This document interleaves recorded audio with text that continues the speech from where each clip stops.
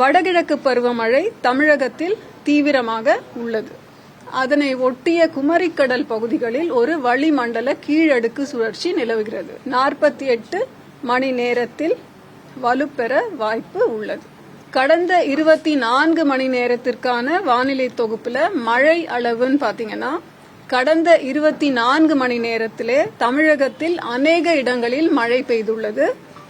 வடகிழக்கு பருவமழை தமிழகத்தில் தீவிரமாக உள்ளது. இன்று 19ஆம் தேதி அக்டோபர் தெற்கு கேரளா மற்றும் அதனை ஒட்டிய குமரிக்கடல் பகுதிகளில் ஒரு வளிமண்டல கீழடுக்கு சுழற்சி நிலவுகிறது. தெற்கு அந்தமான் மற்றும் அதனை ஒட்டிய தென்கிழக்கு வங்கக்கடல் பகுதிகளில் ஒரு வளிமண்டல கீழடுக்கு சுழற்சி நிலவுகிறது. இதன் காரணமாக தென்கிழக்கு வங்கக்கடல் பகுதிகளில் வருகின்ற 21ஆம் தேதி வாக்கில் ஒரு காற்றழுத்த தாழ்வு பகுதி உருவாகக்கூடும். இது மேற்கு வடமேற்கு திசையில் நகர்ந்து தென்கிழக்கு வங்கக்கடல் பகுதிகளில் காற்றழுத்த தாழ்வு மண்டலமாக அதற்கு அடுத்த 48 மணி நேரத்தில் வலுப்பெற வாய்ப்பு உள்ளது.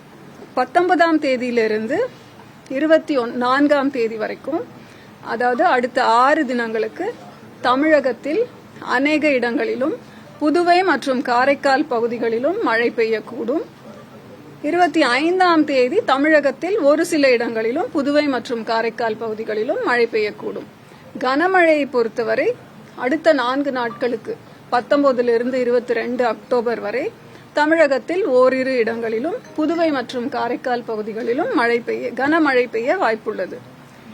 கனமுதல் மிக கனமழை எச்சரிக்கை பாத்தீங்கன்னா அதற்கு அடுத்த 3 நாட்கள், அதாவது 23லிருந்து 25 அக்டோபர் தமிழகத்தில் ஓரிரு இடங்களிலும் புதுவை மற்றும் காரைக்கால் பகுதிகளிலும் கனமுதல் மிக கனமழை பெய்ய வாய்ப்புள்ளது.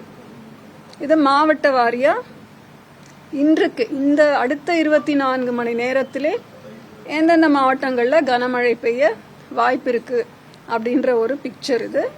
11 மாவட்டங்களுக்கு நாம கனமழை எச்சரிக்கை இன்றைக்கு தந்திருக்கிறோம்.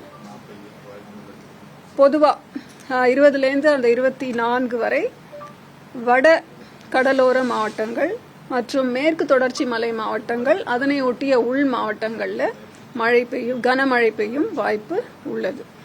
முதலில் ஆழ்கடலில் உள்ள மீனவர்கள் 21ஆம் தேதி காலைக்குள் கரைக்கு திரும்ப வருமாறு கேட்டுக்கொள்ளப்படுகிறார்கள்.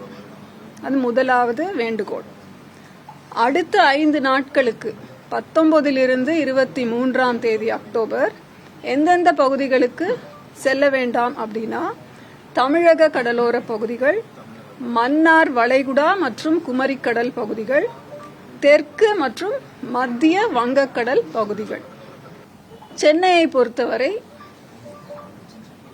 ஓரிரு இடங்களில் மிதமான மழைக்கு வாய்ப்புள்ளது. அடுத்த 2 நாட்களுக்கு அதிகபட்ச வெப்பநிலை 27லிருந்து 28 டிகிரி செல்சியஸும் குறைந்தபட்ச வெப்பநிலை 24 டிகிரி செல்சியஸை ஒட்டியும் இருக்கக்கூடும்.